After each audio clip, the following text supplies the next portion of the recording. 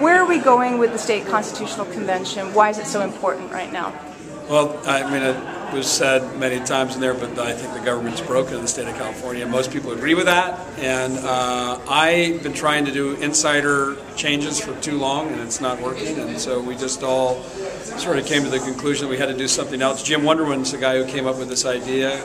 At the time he came up with it, we thought it was kind of a crazy idea, but now that we have embraced it more, it's the only idea that seems to make sense to me, which is why I'm putting my time in on it.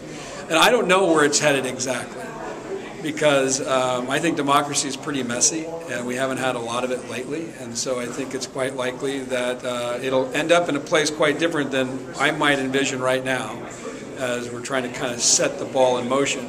But once we turn it over to the people at the delegation, they're going to figure it out from there. There's that trust piece. And so I think it'll lead to a better place than we are now.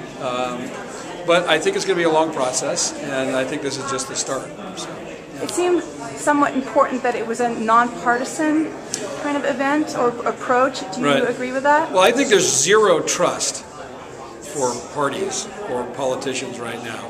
There's more at the local level, and they don't deserve any trust, and they're all my friends. And so it's like these are the people who are there. Most of them are earnest public servants who want to do the right thing and just can't. And so, and the parties are a big reason for that, and in our state, the way it's evolved.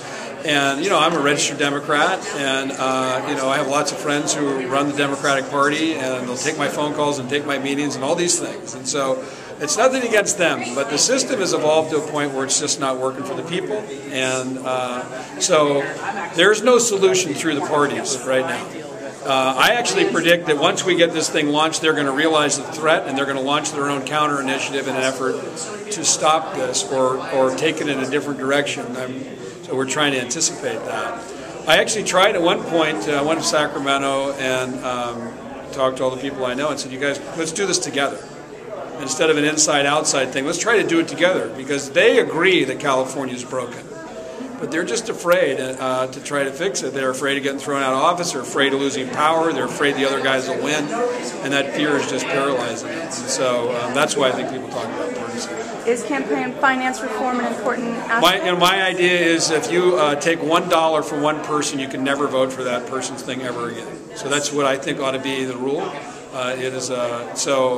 My friend Doug Bosco used to be in Congress, says that would fix everything. If you take money out of votes, that's everything you need to do. So I think it's a huge issue. Okay. Okay.